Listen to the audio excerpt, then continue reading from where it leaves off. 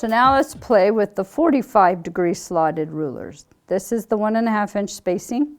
We'll try that one first. I have a couple simulated blocks here. I made them 5 inches. Again, you can reach 6 with this particular ruler.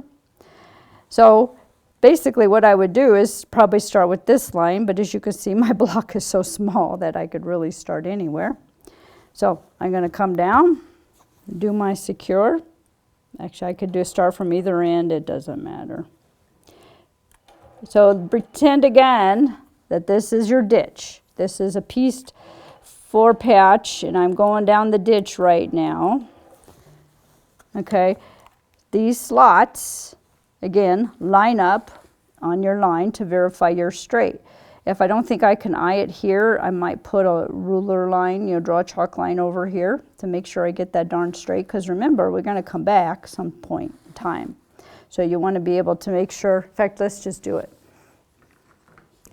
A good way to just verify would be to put this on here, this way, and we'll make sure that's sitting right on there. See, I think we're fine. So I am straight.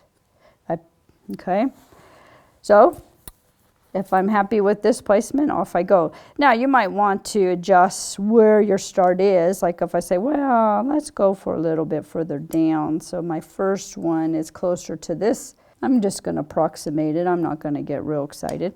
So that looks pretty good. Also, those of you who the handlebars on your machines are movable, this is a time I like putting mine up. I don't have to, it's just a convenience. Okay. Here I go. I'm going to hold it. I'm going to go down the ditch, same way. Go past the first corner. Make sure the edge of the foot is about butting with the back corner.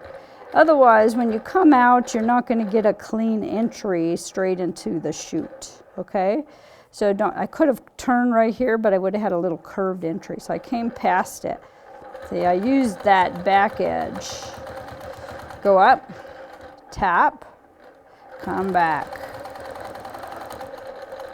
Okay, go down to your ditch, go across. Now you might have to do a little bit of freehanding in here if your ditch is, a little crooked or whatever. Don't rely on the ruler necessarily to do this part, because your ditch may not be straight with the ruler. Go past it till this corner of the foot's lining up. Okay, go up again. Again, keep your hands in the proximity of the hopping foot just for a little stability, and come on back down. If you did slip it, just slip it back. It's okay.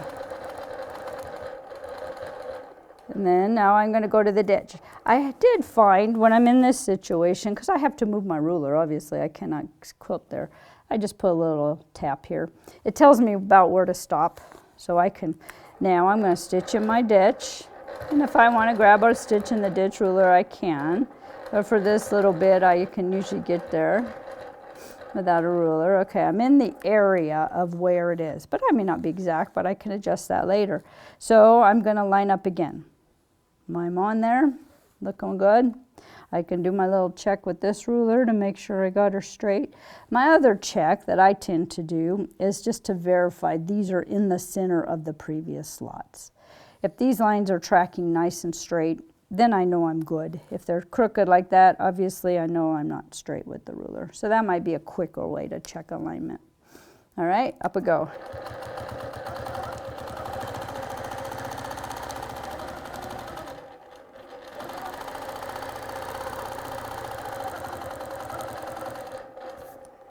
Okay, I'm going to have to move this again, unfortunately, to get that last line. But that's okay. Usually we have a bigger space. So usually you've done more continuous lines before we have to move it. There's my little chalk. Put her back on. Sometimes I even do this without turning the machine off, but I don't know if that's as safe as. I don't want anyone to sew their finger. Back up, back. Okay, now all I have to do is flip the ruler, and we're going to do it again. So I can decide where to start. If I want to start here, all I have to do is find a slot that works. So there we go. I could start right there. And off I go, come back over, pick up this one, and then do the same thing here. Here, I'll do a couple of them. So I'm lined up. All my legs are lined up on there.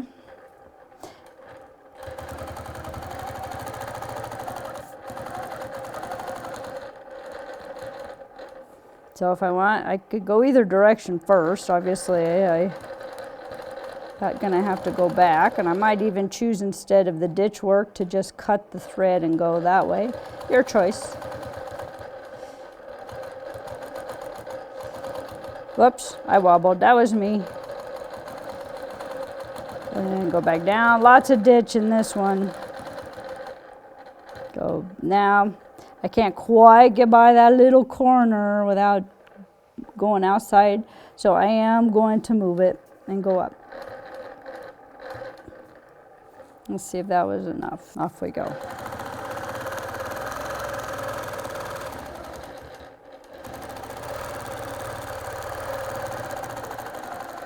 So you can see the advantage of this. We didn't have to measure, we didn't have to worry about where is the opposite angle when we're coming back the other way.